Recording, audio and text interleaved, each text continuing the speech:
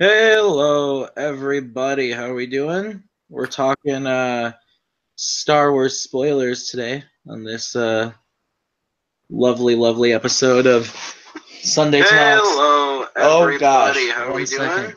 We're talking Hold up, Star We're Wars gonna mute spoilers. myself there. This is really meta. It is. This it's is really what happened great. the first time. This is what happens like every time. Okay, anyway. So we're talking Star Wars Last Jedi spoilers. If you haven't seen the movie, get out of here. For those two people that are gloriously watching right now. Yeah, it might be. But anyway, we've got Maggie here, and we've got Robert.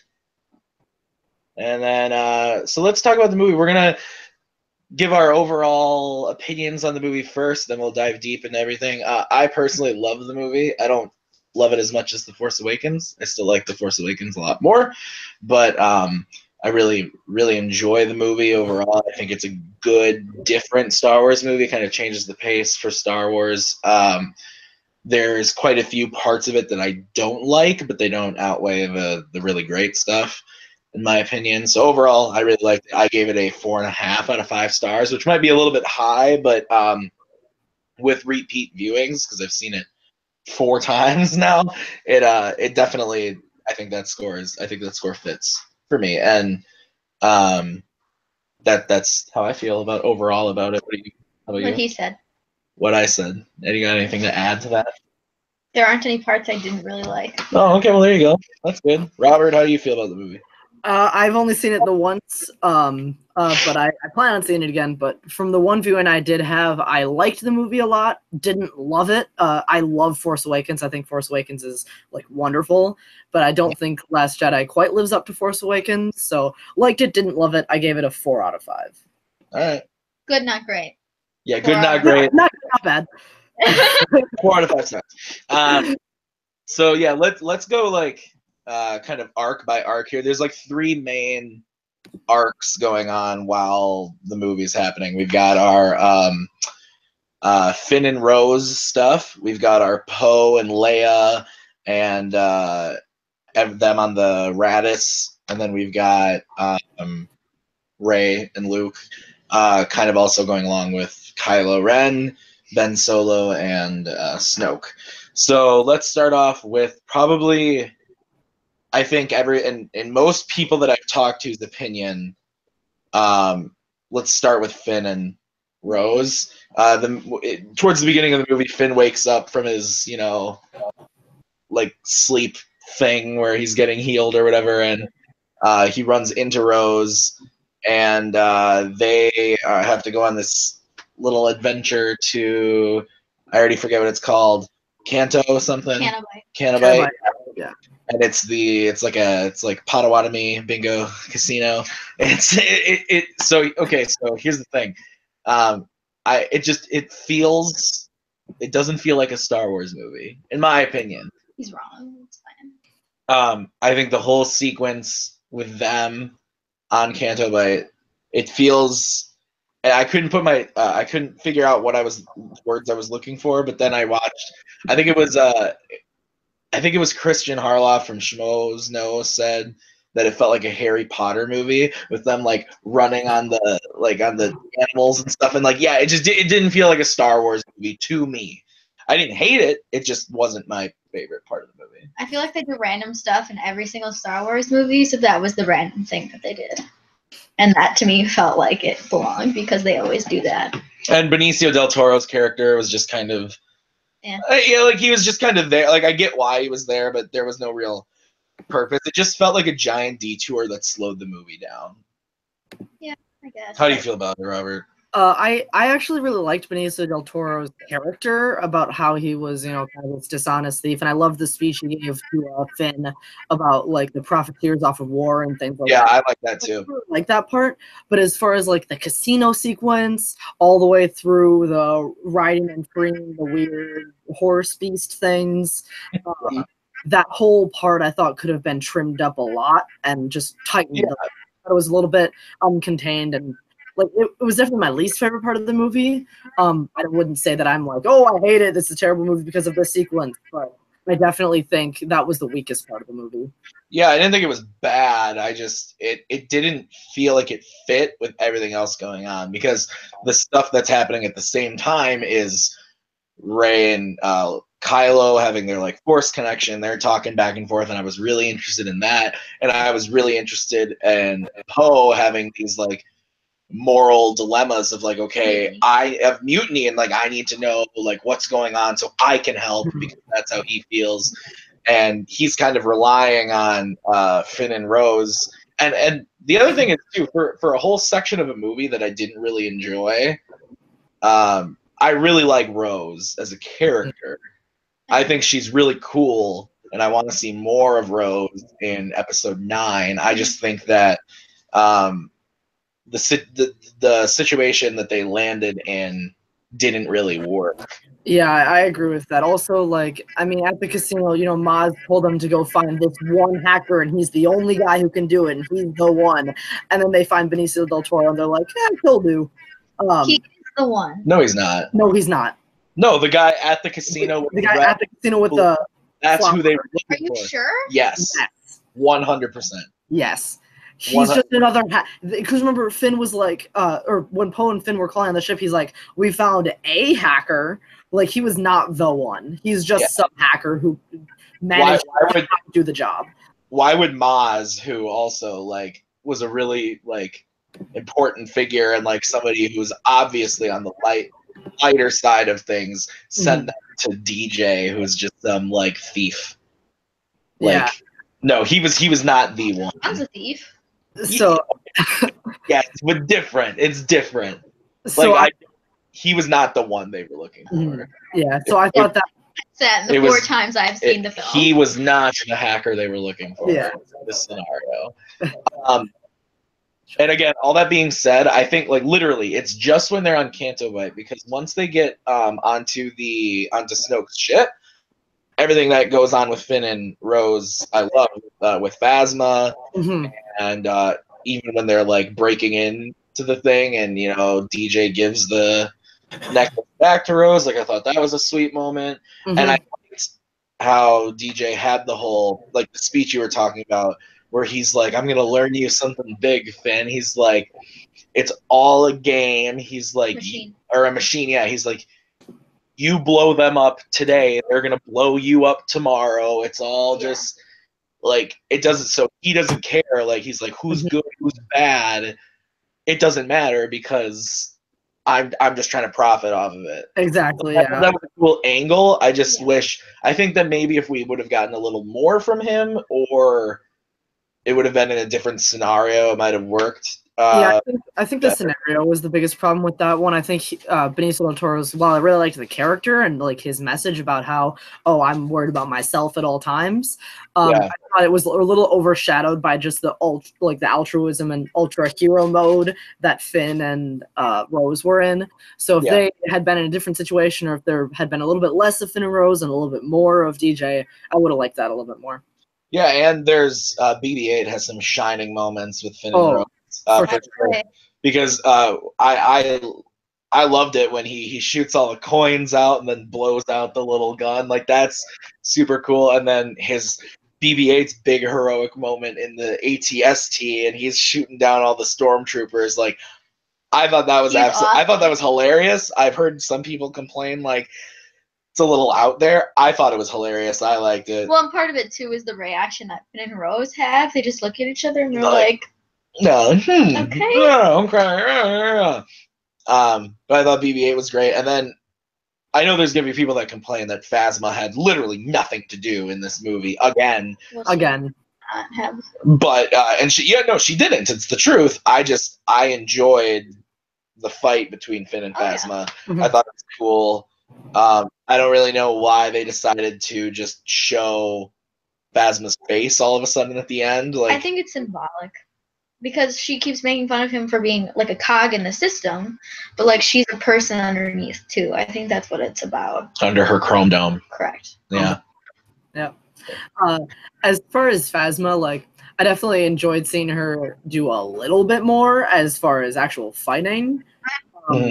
But like, once again, in the grand scheme of the story, it was just kind of like they were trying to respond to all the complaints from Force Awakens about how Phasma did nothing, but they didn't respond very well because they did the exact same thing. I just think Brienne of Tarth needed another paycheck. So, yeah. but Well, it also didn't. I don't think it didn't fit this story. Right. Like there was nowhere in this story for Phasma. This movie's 2 hours and 31 minutes long. It's a long movie. Like there's nowhere else to really put her. But while we're on the subject of Phasma, another evilish character I actually thought was way better in this movie was Hux. Yeah, he was really good. Hux was good in this movie, and he didn't. Was awesome. What? He was really good in this movie. Yeah, he didn't have a ton to do, but when he was on screen, I thought I really enjoyed him. Even the little jokey part at the beginning with him and Poe, and then all the way to him like pulling out the blaster at the end. He's about to. He wants to shoot Kylo, and then Kylo wakes up and he closes it right away. Like I enjoyed that, and all the stuff at the end where you think you got him, or you think when he's trying to shoot Luke. So I thought Hux did a good job in this one compared to the Force Awakens. I don't know how you feel about. Yeah, so I still liked Hux in Force Awakens. I thought he did a good job as like the menacing, the face of the First Order and giving the Tarkin, basically. Yeah, the Tarkin, yeah. That sort of militaristic character.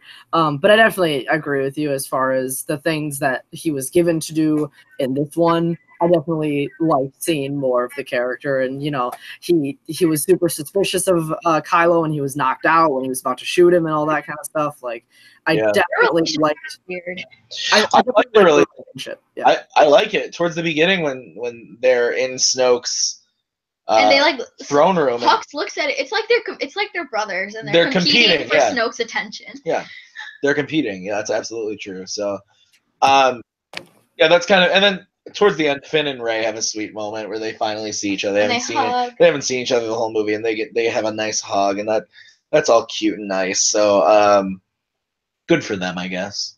They're not going to be together though. No, they're not. We'll get to that. So then let's move on to Poe Dameron, the best fighter pilot in the galaxy.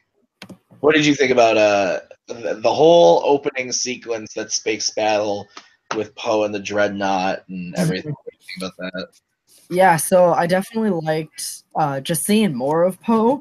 Like, I definitely know, like, obviously he was one of the big characters for the Resistance in Force Awakens, but in all honesty, we didn't really see a whole lot of like his character in Force Awakens. We saw a lot of him in action, but we didn't see a lot of him as an actual character, which we saw a lot more of in Last Jedi.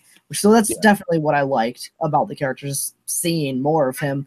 I liked the opening battle with him sort of leading, and then him getting greedy in a battle sense and wanting to take out the Dreadnought and seizing the opportunity, and then Leia showing him that that's not always the thought. Like, it's not always how much damage you can do to them. It's more of a strategic game than that. But I definitely liked the first part of Poe for sure. Yeah, no, I think that they did a really good job of expanding his character and making you kind of understand where he's at. Like, we might not know a lot about his backstory or like who he was prior to Force Awakens. I mean, we might in like books and comics and stuff, but as for people who like just see the movies, like, we don't know a ton about it. But it gives you a really clear picture of like, yeah, we know that he's the best pilot in the Resistance, but he's also a leader and a guy who wants to constantly be like in the know and like know what's going on because he thinks his ideas are the best. Right. And that's kind of his whole arc in this movie is he needs to figure out a way to lead without being what the word you like, greedy and controlling. Yeah. And considering all the options basically. Yeah, and there was actually a point in the movie where I found myself kind of getting annoyed with Poe, where the first time, it doesn't bother me as much now, but there were moments where he's like just super overdramatic about everything. Yeah. When they're on the escape pods and or on the transports, and he like runs to the window and he's like, no, and then Leia's like, hey, hey, I'm right, like, it's okay, like, everything's fine, Yeah. like, look at this crate, like, we're going there, it'll be okay. And he's just, like, completely oblivious to the overall plan Right. that they had. Part of me wonders why they didn't just Well, tell him. yeah, there is that, but she said, like Leia says, I can't think of Laura Dern's character's. Vice Admiral Hodo. Yeah, hey, look at you pulling that out. Leia said, like, she wanted to be, like, she didn't want to be caught in the spotlight. She didn't want to be, like, Yeah. known for, like, this. She just wanted to, like, get it done, and, like, she did it the way that she felt was necessary. I thought Laura Dern's character overall, She's fine. she was pretty disposable. I get why she was there, but at the same time, it was just She was definitely my least favorite character. new character, or just character in general. New character. Yeah, it was just Yeah. There were parts where she definitely fell out of place, but she was only in maybe 4 or 5 scenes, so it's not like she was a super important part of the In movie. the mutiny, I didn't really like how suddenly she just like kicks the steam vent and starts killing her own resistance people. I mean, No, they're definitely stunning though, them. Oh, was it? Okay. Well, still, like, why can't you just like? I get that Poe is trying to like do things the way that he thinks is right, but at the same time, can you not just be like, "Hey, yo, I'm gonna tell you what I'm doing now. Chill, talk about this instead of like fighting about it." Like, No, I agree with why that. can't you not just boil down the situation to, okay, here's what's actually going on. No, we're gonna resort to violence, like that kind of thing. I didn't really like that part about her character, but Yeah. I mean, she wasn't really supposed to be a lead in the movie, and Yeah. she wasn't. And you know what? This actually, now that we're talking about them being, I realized this like the second or third time, is that a lot of this movie takes place in space. Yeah. Like, and I think that's why it kind of felt like, not that I disliked it, but that it just like, in most, like every Star Wars movie, there's so many planets. Like episode 1, we've got Coruscant, Tatooine, Naboo. Episode 2, Geonosis, and then we've got Mustafar, and then episode 2 also has Camino, and 3 has Mustafar, Utapau. There's like all these different planets. Yeah. Granted, episode 4 is Yavin, the Death Star, Tatooine. and Tatooine, and then 5 Bespin, and Hoth, and then 6 got Endor. Here, the big chunk of the movie takes place in space on these ships. And Canto Bight, I'd said before, it felt like Earth to me. It didn't feel like a unique Star Wars planet. It looked and felt. Well, even the island isn't that like unique. Exactly. It just feels like an island. It just feels like an island. Like, so Crate was really the only planet that was different. Yeah. that was different, and it was like, I guess the ground was salty or something. Like, like it was fine, but I think that was one of the weaker things, was that there were no really unique, interesting, cool planets. And granted, Hoth is just a bunch of snow, and Endor is just a jungle. It's not like, and Camino is water, and Mustafar is fire. So it's not like Sand. these planets are super, super interesting, but they're cool. Their design is cool, and all of these like I liked with Crate especially the inside of the planet. So when the Falcon flies in, Yeah, and that was cool. all the surroundings and the environment in the inside of the planet was really, really cool. I liked the foxes too. The crystal foxes, those were cool. But I think that was one of the weaker elements, was the fact that the planets were just a little meh in this one. Yeah, I definitely think the whole setting, like not just the planets, but even on the ship for the most part, it was just kind of dull, I guess. Like, yeah, it's funny though, because it's a gorgeous looking movie. Oh, for sure. Like, it's a really pretty movie. Just as far as the environments go, there was nothing that overly impressed me. Agreed. Yeah. Okay, so my favorite character in this movie is Kylo Ren. Oh, I thought you were gonna say the Porgs. No, not the Porgs. We'll get to the Porgs. Kylo Ren, and so the first time we see Kylo is a great moment because right before it is when Luke says where's Han, and it cuts to Kylo, and he's talking with Snoke, and he's just such a baby, and I love it because he's like. I mean, how old is he supposed to be? He's in his mid-20s. Yeah. Really? That old? Yeah. He was the same way in Force Awakens, though, too. That was a lot of people that I've talked to who don't like Force Awakens hate seeing their villain as just like a crybaby with a temper tantrum. But I actually think it says a lot about the character. I agree. But he's still like super powerful. Like when we just rewatched Force Awakens, towards the beginning, before he takes off his mask, he's just like effing shit up. Yeah, he's savage. Like he's super powerful, and people are afraid of him. It's just that he is not he's very emotional. Yeah. And that's what drives him. Yeah, so exactly. And it's his anger that drives him in the way that it comes out. Yeah. It comes off kind of crybaby. Well, that's also like what if you delve a little bit deeper into like canon and stuff like that for Star Wars, like the Force, the dark side particularly, is like fueled by that passion, so it makes sense that he's like super over emotional, because like that's why passion and attachment are forbidden in the Jedi Order, is because it leads to you being too over emotional, and that over emotional leads you to being like powerful with the dark side. So that's why he's so powerful, is because he's so emotional. Absolutely, yeah. And I think that so going back to that point in the movie where they're in the in Snoke's throne room and they're talking. And he says, like, Snoke's just basically laying it out, like, you were bested by a girl who's never held a lightsaber. You failed. And he stands up. Like, he's like, oh, you're going to say that? And Snoke just, like, zap. Yeah. Like, screw you. Like, force lightning. Back off. You suck. But Kylo's, like, as much of a crybaby as he is, he was about to stand up and... Mm-hmm. What we don't know, attack him or like throw a tantrum.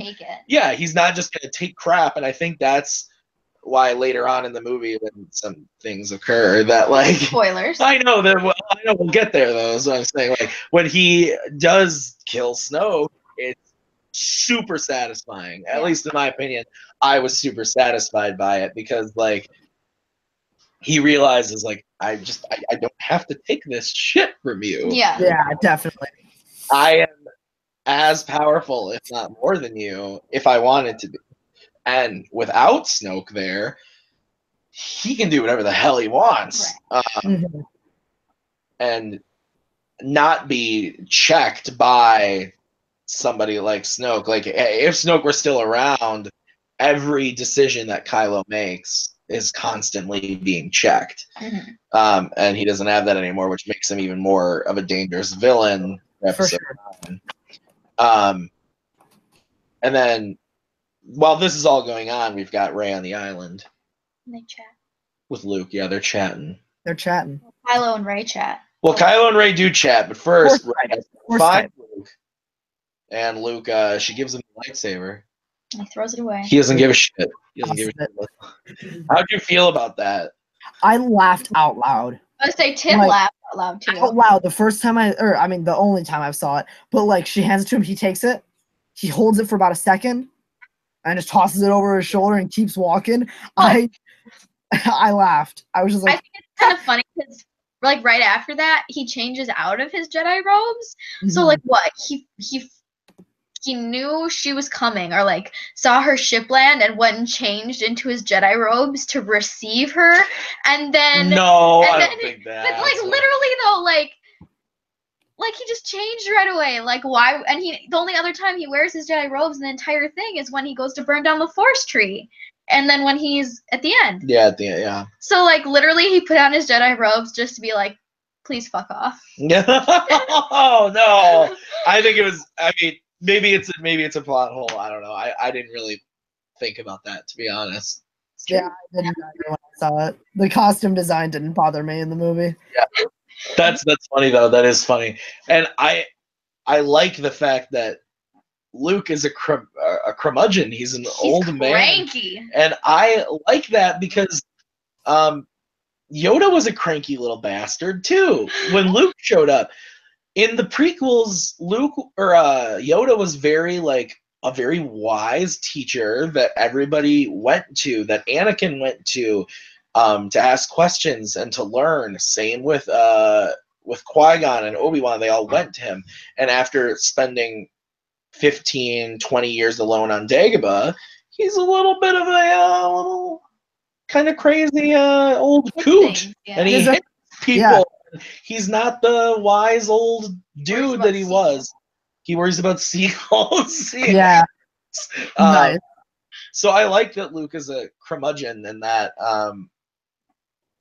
everything at first that he has to say to Rey is very negative, not he doesn't want anything to do with this. And I like that a lot. And I like that when he finally does decide, okay, I'm going to train her, I like the reason why. It's not because, okay, I'm going to train you to be a powerful Jedi. It's like, I'm going to show you the ways of the Force so that you understand my point of view. Right, and I thought all the points were really logical and really valid. Yeah, like when he says, like, he helps her reach out and learn to feel the Force, and he says, it's vanity to think that the light belongs to the Jedi. Yeah, it's vanity, or the Force in general. Yeah. Like, it's vanity to think that if the Jedi die, that it dies along with them. Yeah. I really like that. I also like that she physically reaches out. Yeah, that part's hilarious. And then he tickles her hand with it, and then smacks her. He's like, "Oh, you must be very strong with the Force." And then that's also where we find out that Rey kind of, is walking a very fine line between light and dark because she goes straight into the dark. Yeah. And doesn't even hesitate. How did you feel about her training with Luke overall? So I definitely really liked almost all the scenes on the island. I think they were definitely like the most comedic parts of the movie, but also like the most made the most sense, I guess. I think those parts are the strongest parts of the movie for me personally. Is that on the island? All the stuff on the island. Yeah. And then I definitely like how when Rey was initially reaching out the first time, she like realized that Luke has abandoned the Force, like he hasn't used it at all. Yeah. And she's like, "Man, you don't know how to use, or like you, not that you don't know, but you haven't used the Force in a very, very long time. You no longer connect yourself off from it." Yeah. Exactly, you've cut yourself off. And I really liked how they explored that Rey might be like turning dark a little bit when she falls into the hole, and the whole mirror scene with the line of rays, like that was a little bit trippy and a little bit visually stimulating, but like from a plot sense, I really liked how it kind of explored those themes without fully giving you all of the answers right away. I think part of it too was just like that roller coaster of emotions they take you on, where is it like, is Rey gonna turn bad? Is Kylo turning good? Like, what's happening? They do keep you in suspense for a very long time throughout the movie and I loved the fact that, we find out later that it's all Snoke's doing, but the connection between, but at first he's the one who originally bridged the gap between them. Yes. I liked that every time they had those conversations, I believe there's 4 times while she's on the island. So the first time is when she sets off the blaster, and he even says, he goes, "I can't see you. Can you see my surroundings? I can't see yours. You're not doing it." He says, "You're not doing this. The effort would have killed you." So and like, it kills Luke later. They're aware that like this is not the projection kind of a thing. It wasn't because of them. Like, why is this happening? But then they just kind of come to the point where at the 3rd time, I think she says, "Can we not do this now? I'd really rather not do this." And he says, "Yeah, me too." Like that's man breasts out and everything, and she has to put on a cowl. As far as like exploring themes of is a character bad or good, I also really liked how they did that with Luke too, with the revelations. Like, when Luke was training Ben, did he try to kill him when he saw how powerful he was? Like, did Luke do a thing? Like, I don't is this good or bad? Like, exploring really the time before Force Awakens when Ben Kenobi was being trained. I really liked all of the flashbacks. Ben Solo? Oh yeah, you know what I meant. You don't know. Yeah. But when Ben Solo was being trained, I really liked how, Rey thought it was one way, Luke told her it was a different way, Kylo Ren told her it was a different way, and then Luke's like, no, here's what actually happened. Well, and you know what's funny is, like, from Kylo, I don't think ever lies to Rey. I don't think there's a single moment in any. No, it's completely. It's what he thinks. It's what he thinks happens. So Luke is actually the one who lies. He's the one who looks up and says, like. But at the same time, he didn't, because all Luke said was, "I want to confront him," and that's what he did. That's true. Yeah, that is what he says. Yeah. But he also left out a very important part of it. So he, but yeah, when Kylo says, like, he came to me and he had his lightsaber out, and he tried to kill me, basically. He's not wrong. He's not lying. He was sleeping. He turned around and looked, and Luke was standing there. Yeah, so it's more Luke that's being a little fishy with that whole being shady, which is what I liked. I liked that Luke wasn't just, because I mean they could have gone, like, Rian Johnson and the directors and the writers, they could have just said, okay, Luke is gonna be a Jedi still, he's trained a long time, and he's just gonna be the Yoda teacher. He's just gonna teach Rey exactly all about the light side of the Force, and boom, done. But I liked how they didn't do that. They subverted it a little bit. They're like, okay, like, Luke is a little bit hesitant for good reason. Like, I liked all of the stuff with Luke's character for sure. Well, and like how he still had more to learn. Like, otherwise Yoda wouldn't have showed up. Like, there's always there's what? This is spoiler talk. Maggie said Yoda showed up, and I gasped. Yeah, we'll get to that. That's probably my favorite scene in the movie. Mine too. But then, we've got finally, after Rey goes down into the dark place and asks to see her parents, and she just sees the reflection of herself, which I think is, once you find out who her parents actually are, makes a lot of sense, that, like, her parents were nobodies, and that, like. Well, and she knew. Yeah. She always knew. So she knew. I feel like it was just like the mirror was saying, like, look inside yourself. Like, you know. You know what this is. You know it to be true. Well, I really like when she comes up and she's sitting in the by the fire, and she's talking to Kylo, which you don't realize it's him at first, and she has this, like, calm about her. Mm-hmm. And she just has, like, the one tear coming down. So much. She doesn't. She has reasons to cry, though. She's got reasons to cry, but she has, like, the one tear that comes down, and she just, like, she realizes in that moment that, like, okay, like, I feel like the only way that, like, there is some good in him. Mm-hmm. Right. I can turn him. I'm not alone. You don't have to be alone. Let's touch hands, see what happens. Then. Yeah. That's where it starts to get really intense for the rest of the movie with those characters, especially for Luke, because Luke gets his ass whooped a little bit. No, I think there's a part where he, like, hits her on the back, and then he steps back, and he's just standing there watching her struggle. He was not. It was, for me, like, that training sequence towards the beginning when he first, like, beat her up. I thought that was actually super reminiscent of, like the Game of Thrones part where it was, like, the waif versus blind Arya, and she just kept beating her up, and she's like, well, you're gonna learn or not? Like, yeah, I can see that. I do like, though, that, because she pulls out the lightsaber on him and is like, he talks a lot about how he's, like, the legend Luke Skywalker, and he doesn't want to be that guy. Mm-hmm.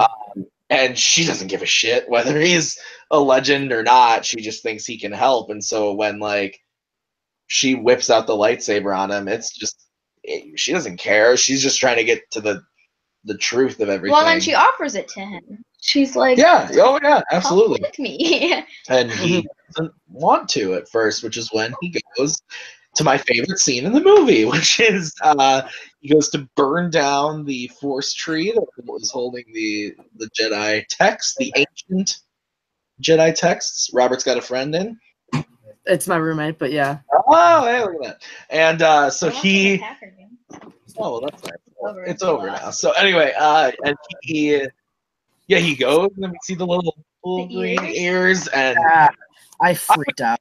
honestly, when I was sitting in the theater, Tim knew. He was like, Force Ghost, Force Ghost, Force Ghost. yeah, like I was saying, oh yeah, I knew it was gonna happen, and I was really excited. And as soon as I saw the ears, I was like, cool, Yoda, that's awesome. And then the camera turns to Luke, and he turns around, Master Yoda, and it zooms in on him, and he's a freaking puppet.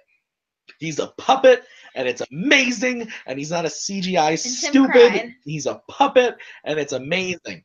I loved it, and the scene is actually really The good scene too. is really good. But the fact that Yoda's a puppet is the best thing ever. It gives Rian Johnson all of the points. If there were any points that needed to be given out, or that there are to be given out, give them to Rian Johnson, because it is perfect that they used a puppet. Because they could have easily done a CGI, bleh. But that means that Frank Oz was there doing Yoda, and that's awesome. That's so great. And the first part of the scene, it definitely looks like a younger Yoda, Yeah. like the ghost. And halfway through the scene, they switch it, and it is no doubt about it. When the Blu-ray comes out, you know there will be side by sides. That is the Empire Strikes Back puppet. Yeah. Either recreated or the original. There's a shot where he like turns around and he's hobbling with the cane, and it looks like they just pulled it right from Empire.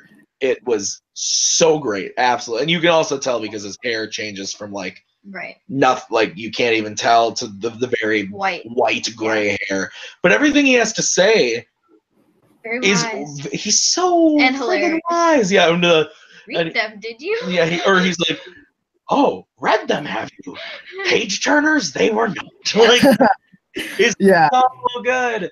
And my favorite part about that scene is actually when like Luke is about to burn it all down, and then like you see him doubt himself, and he's like, nah, I'm not gonna do it. And Yoda's like, no, you know what? Do it. And he strikes the lightning bolts, and it says on fire, and Luke's like, why'd you do that? And Yoda's just sitting there laughing. He's kicking his feet. He's like, great. And I do love the fact that somebody else pointed this out, or I read it online, and I really liked it, was that that Force Ghosts, their power seems to be like, what can they do? Like Ben Kenobi as a Force Ghost doesn't really ever do anything other than talk, but when he's about to be killed by Vader, he says, strike me down and I will become more powerful than you can possibly imagine. Yoda's pretty powerful. He uses the Force to make lightning come down and destroy the tree, so he's pretty powerful, which is pretty cool. But yeah, he has so much wisdom there. And the line that we were talking about last night, where he says, like, he's talking about to Luke, like, all of the different lessons. He's like, you still don't get it. He's like, you've been a Jedi Master for how long? It's time for it to end, but you still don't understand the lessons. He's like, of what's right. And he hits him in the face of what's right in front of your nose. He's like, you still don't get it. He's like, yes, you need to show Rey in this scenario, like the power and like how to be a Jedi, but also your folly and failure. Those are the most important lessons. Like, we are what they grow beyond. Yeah, and that is a great line where he says, as masters, we are what they grow beyond. Like, that's so Robert, true. get ready to hear that from Dad constantly. To hear what? Those lines from Yoda, I feel like that's gonna be like a dad thing. A recurring theme. Yeah. Yeah, could be it. So, yeah, and then after Yoda, which is probably my favorite scene in the movie, we get to my second favorite scene in the movie. And Rey. Oh, actually, one more thing about Yoda.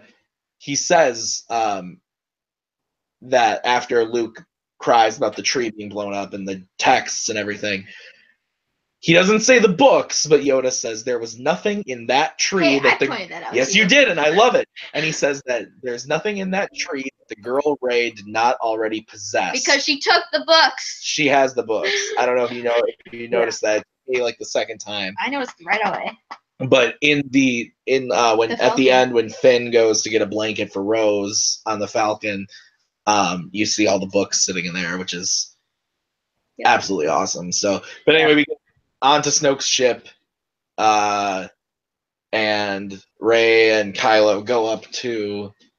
Oh, real quick before we talk about that scene, can we just talk about how Rey got onto the ship? Because Rey did not think she was gonna go onto Snoke's ship. Who? Rey. She thought she was going onto the Resistance transport. She did not think she was gonna. She didn't. She was 100% going to Kylo. Yeah, she was. Yeah. Okay, then I She- need to rewatch it. Him because Chewie was going to like watch out for the and meet up with the Resistance. Yeah. She got into that pod to go to Snoke's ship to Yeah. try to change Kylo. And she says to Chewie too, like, and if you see Finn, say, then Chewie, oh yeah, that. So they do go. So then she's on the ship. They go up to Snoke's throne room. Snoke's a douche. Yeah.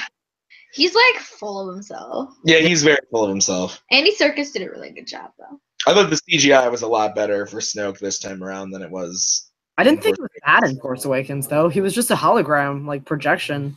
Yeah, I don't know. It's still it didn't look real. It was still that in that uncanny valley. But this time, like, he just looked a lot. He looked a lot more legit this time around, and maybe that's because he wasn't a projection; he was actually there. I don't know, but I kind of like I'm not gonna lie, he was in his bathrobe the whole time. He was, yeah. And I thought that he was gonna like take off his robe and like have like a bunch of weird like tentacle legs and like fight with a bunch of lightsabers or something, and that never happened. But what we got, I really liked, and everything that he like says to Rey is really interesting. Like, he pulls her forward. And he does do the generic villain, I'm going to kill you, and then this is going to happen, and blah, blah, blah, blah, blah. But when he shows her all of the Resistance ships being destroyed, like the Emperor did to Luke on the second Death Star, showed him all of the fleet being destroyed when they're trying to destroy the Death Star. So that harkened Jedi. There was a Beauty and the Beast magic mirror, like, yeah. Yeah, but then when he turns her around and the lightsaber ignites and kills it, like it was pretty cool. It's a great scene. I wish we would have gotten more. Like, this is one of like I said, I liked the movie a lot. I wasn't like completely in love with every step of the way.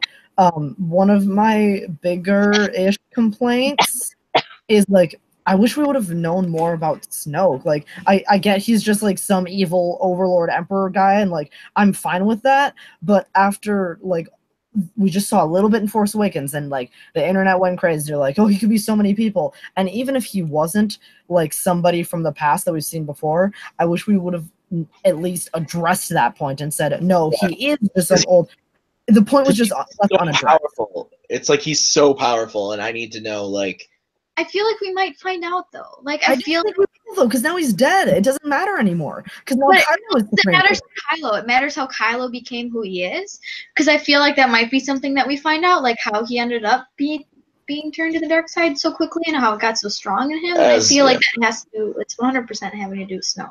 Sure, I wish we would have gotten more, like, about Snoke. Like, I didn't care. I wouldn't have cared if they would have just said, okay, he's just some evil dude. But I wish they would at least address the point instead of leaving it completely unanswered. Yeah, no, I would agree with that. It's still an awesome scene nonetheless. And it brings on the second best scene in the movie, which is Rey and Kylo kicking some awesome. Oh, it was so good. That was my favorite action scene in the movie. Well, that's because it's like one of the only. Yeah, there's a lot of space fights. What's that?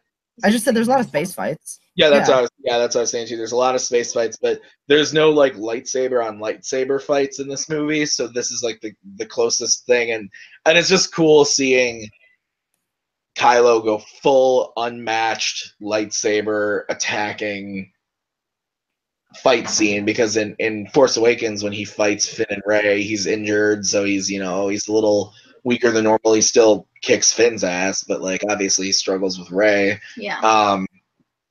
But yeah, here he's just like completely unleashed Cuckoo for Cocoa Puffs, and it is a violent scene. It's they're like slitting throats and chopping heads off, and he throws the dude into the fan, and then You could say that. and You could say the Force was unleashed. yeah, you could say But that. Literally every time that we've seen it with an audience, when Rey tosses a lightsaber to him and he catches it and he shoots the guy in the face, every single time the crowd has gone, oh. I did that too. When that happened, I was just like, oh shit, oh shit. Yeah, it's a great scene. And it brings like not even the fight part of it, but then after the fight, where she's like, let's go, you can order them to stop shooting down the ships, and he's just kind of looking at Snoke's body, and she's like, Ben, what's going on? And he's like, let's just let it all go. He's like, the Jedi, the Sith, the Resistance, the First Order, let's just let it all go, and we can rule together. And she does not I want to do that. does not want that. But I do like it though, because he says she says to him, like, please don't do this. And he says, no, you're still holding on. He's like, you need to hold it on. Yeah, you're holding on. And that's the scene where I like get confused about why he wants. Like, is he just afraid of her power, or does he like actually care about her? No, I think he thinks they're similar in that, in very different ways. But he feels like, they're on the same plane where they're both misunderstood, and they're not supposed to be like, they're not original parts of this story. Like he said to her, like, you have no place in this story. He's like, your parents were nothing. They sold you off for drinking money, and now they're dead in a pauper's grave on Jakku. He's like, you have no part here. You're nothing, but you mean something to me. Just like right, like I buy it. I buy 100% of everything, and that's what I was saying before. I don't think he ever lies to her. I don't think he's playing some overall chess game where in the end, it's actually going to be like, well, Han and Leia were really her parents. Like, they're not, like, that would be dumb. It would just take away from the moment. Yeah. I also, like, this reveal of Rey's parents, reveal as much as you can call it that, I think that is exactly what I was looking for from Snoke.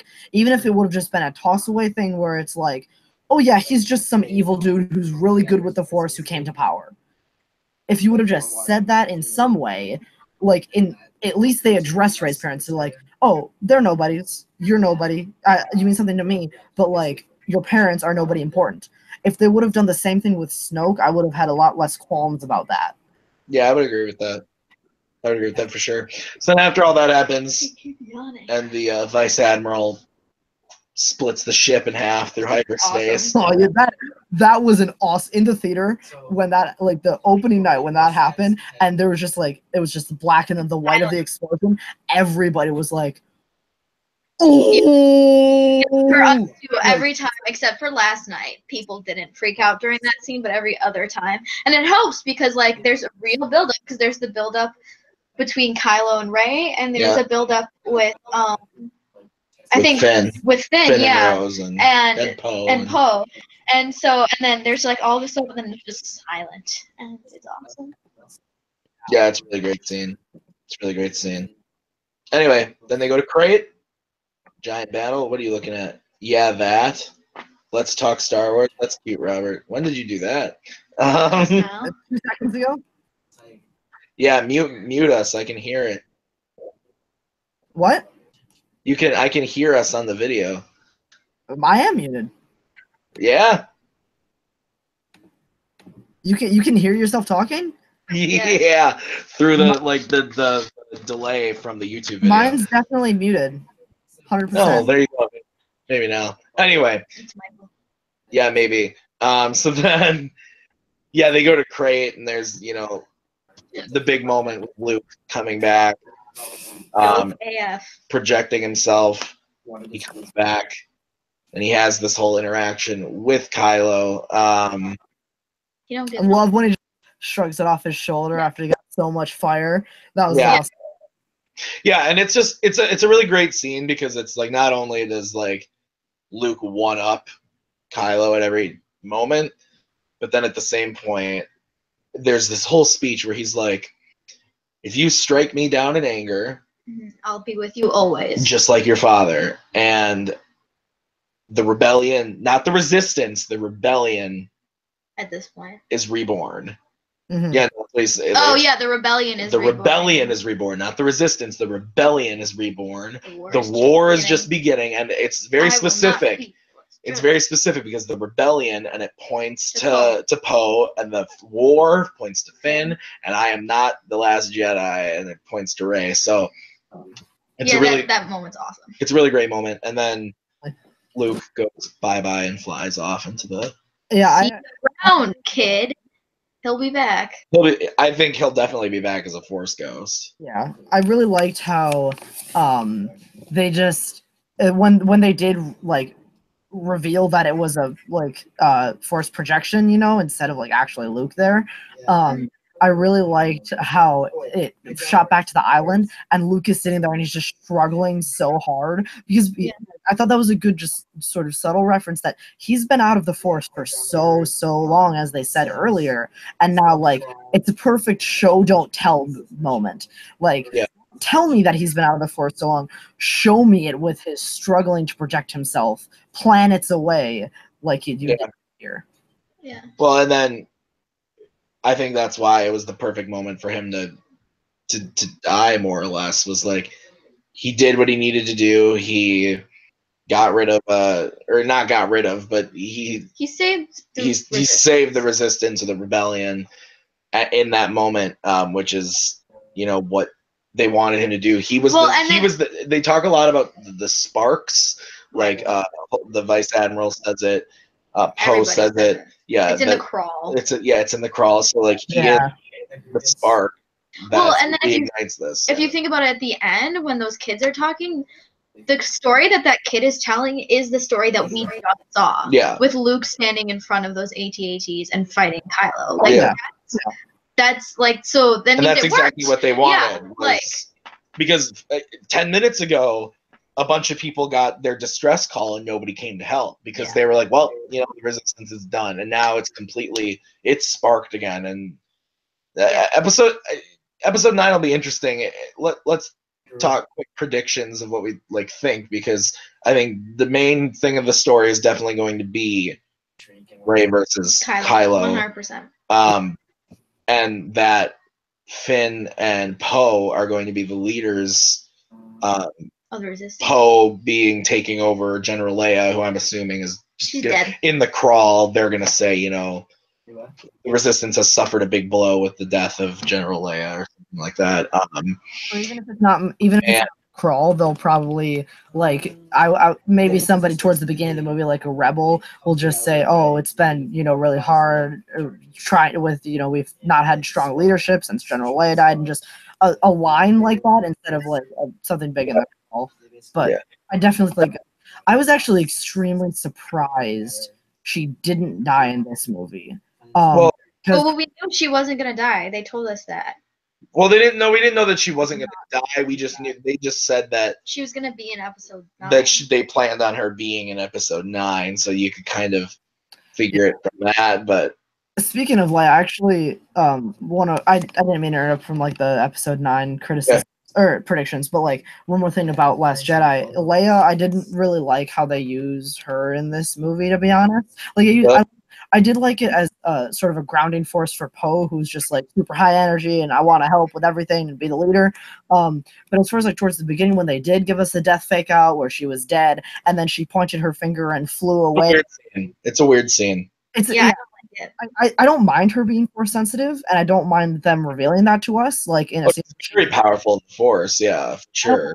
But I don't think they executed it well. Where it felt like it was straight out of. She looked like Iron Man. She was just flying through space. That's not. It's fine. It's not something that I liked, though. Yeah, that was something that I actively disliked. There were a lot of things in this movie that I was oh man, I didn't like this, but that was definitely one of the biggest ones. And I'm I didn't really like how they did that. Sure. Yeah. So but yeah, episode 9, we've got 2 years. Mm-hmm. year and a half. No, 2 years. It's December 2019. But only 5 months until more Star Wars. So Han Solo, right? Han Solo is May 25th, Well, 2018. Poe and Ray are gonna kiss. Yeah. No, Finn and Poe are gonna kiss. No, they're not. They're not gonna do that. I think they might. It's not gonna happen. No, Finn is gonna kiss Rose like they did in this movie. I thought Rose. Okay, I thought you said Ray. I'm like, I did. Ray and Poe are gonna kiss. oh. They set that up. I don't know. Literally, from the one interaction they had in the movie, there was so much sexual tension. In that right. Well, she's just like.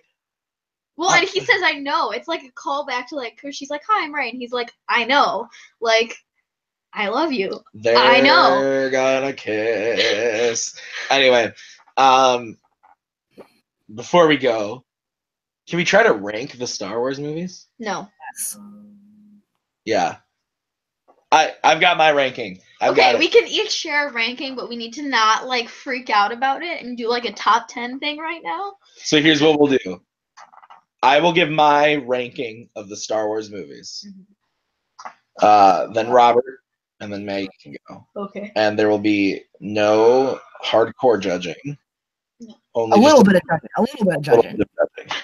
My list is gonna be the most different, probably. So here's my list. I also. Oh, sorry. Go ahead. No, what were you gonna say? I'm just gonna say I've never seen the Clone Wars movie, so that's not gonna be on mine. No, Okay. we're not on. Okay. Oh, it is on. It is on my list. So It won't be on mine either. here are my top, or here's the 10 from worst to best. I've got Attack of the Clones, then Clone Wars, We're doing it. The Phantom Menace, then Rogue One, then Episode 3, then for the top, so that's the bottom 5. So then for the top 5, I've got this movie, Last Jedi, as number 5.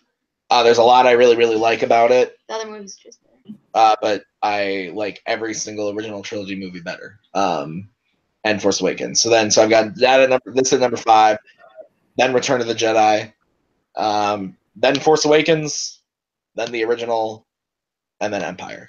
Can I borrow that so that I remember? Yes, you can. Okay, thank you. All right. Mine isn't too far off from yours.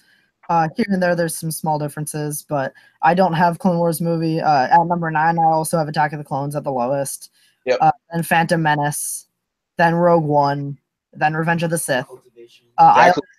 That's the exact same. I also have Last Jedi at number 5. Liked it, didn't love it, thought it was super ambitious, respected what it did with characters, but there were just some things that I just didn't quite latch onto. Yeah. Our top 4 is different. I have actually New Hope at number 4, and then Force Awakens, then Empire, then Return of the Jedi. Oh, my heart. You're gonna hate me. Okay, go ahead, Maggie. Okay, so I'm gonna have the same last 4. So Attack of the Clones, Menace, Yeah. Rogue One, Revenge of the Sith. Yeah. Okay. Now this is where I get fuzzy. So I can tell you what my number 1 and number 2 are. And then So what's your number 1? Force Awakens. Oh. That's then- fair. I respect that. And then Return of the Jedi. Whoa. And then Empire. And then I think Last Jedi and then A New Hope. Wow. That is a little nuts. I'm really You sorry. like The Last Jedi more than the original? Maybe, I don't know. Oh. Maggie and I are definitely two people who like Return of the Jedi, though, for sure. I love Return of the Jedi. I think it's a great movie. I gave it a 5 out of 5. I'm really on the fence between The Last Jedi and A New Hope. Like, Really? like for me, a big part of it is like being in the theater and being able to Yeah. experience it. Yeah. And I'm never gonna be able to do that with A New Hope. Like I get That's it, fair. and it's like a good movie, and I really enjoy watching it. But That's also a big reason that I like Force Awakens so much, and I think Maggie and Tim, I think you guys are both on the same thing. But like, you know, it feels like our Star Wars because this is one that we can go to the theater and rewatch 10 times and like just love. Okay.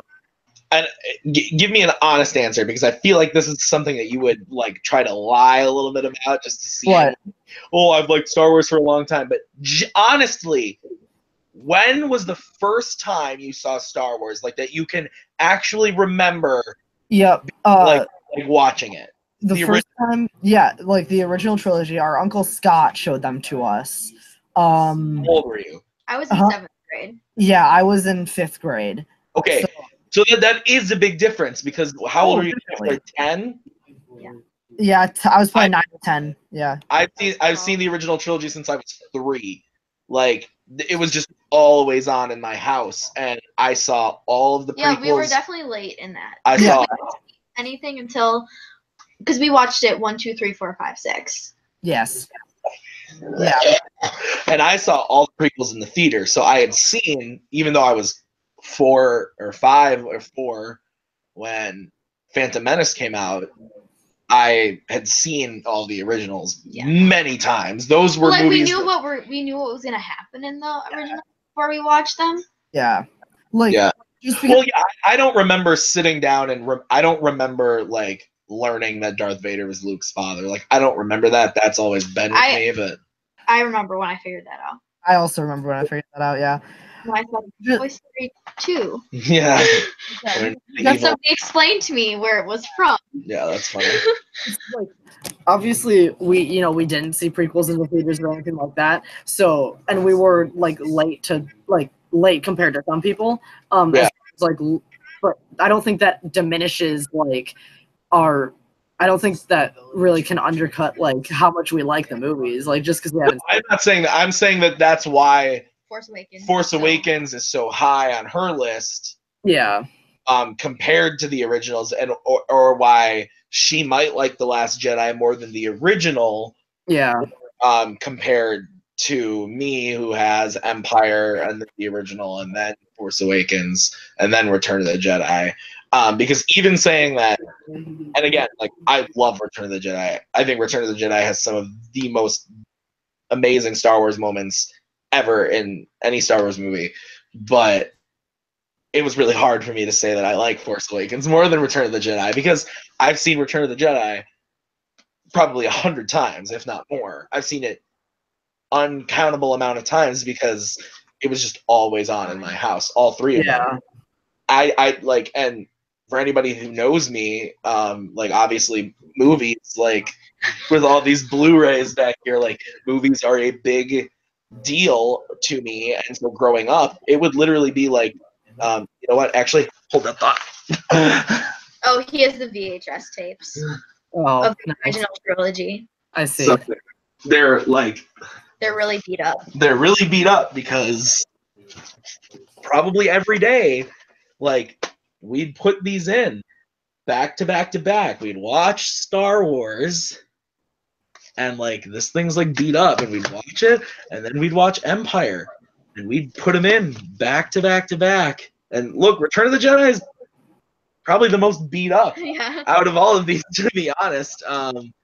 And so like we watched these things nonstop. So to me, like the original trilogy is like a movie that I would just watch in one sitting all the time. So that's why I think it's Tim. I think it's really interesting that you and I have the same exact order for the bottom 5. I think that I think that's interesting. I think we all did, right? Yeah. You did too? Oh, yeah. Well, yeah, that's true. Well, the prequel sucks, so. Well, I mean, Revenge of the Sith doesn't. What did you say? Revenge of the Sith doesn't? Yeah, Revenge of the Sith doesn't suck. I mean, it's pretty bad. It is pretty bad. We rewatched all of them before Last Jedi, and even getting through Revenge of the Sith, there were parts where I was just like, "This is rough." I fell asleep. I think the payoff is worth it in Revenge of the Sith, where they're like, that's talking about all of the Star Wars movie. That's a whole different 2-hour live stream.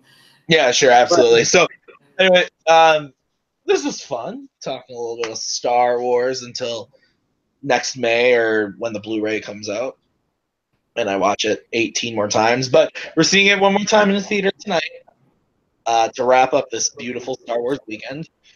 And before the holidays roll around, then I'll probably see it a couple more times in the theater after the holidays. But for now, I think 5 is. We should go to the 4DX. We should go to see it in 4D. We did that for Force Awakens. That was fun. But anyway, Robert, thanks for coming on and chatting about Star Wars. Yeah, of course, it was lots of fun. Study. Do well in finals. Yeah, I will. Okay. You want to plug anything? Yeah, sure. So anybody who's watching probably already knows me, but if not, you can follow me on Twitter and Letterboxd at RBRTPRKR98. That's my first and last name without vowels plus a year. So you can follow me on those two platforms to track all of my things. And then you can also check me out testing my movie trivia over at the Worldwide Movie Games Network YouTube channel. That's where you can find all of my matches. And Tim and I actually... we're going to be doing a little bit of... We are going to be doing a little bit of trivia action. We are... And let me just say, Robert, that we're going to kick ass in this movie trivia thing. Yeah. I don't really know what's going on. I know that I'm going to show up. Someone's going to ask me a question, and I'm going to go, okay. Yeah. Like, I got the answer, and like, we're good to go. They're doing a team league over there, and we're going to kick ass. Or I'm going to be horrible, and we're going to lose, and you're going to hate me forever. But it's going to be one of the two. Figure it out. But yeah, as always, guys, if you liked this video, hit that like button, hit subscribe. It helps me out a great deal. It helps you stay up to date with all of my content, all of my videos. And until next time, guys, have a good one. See you later.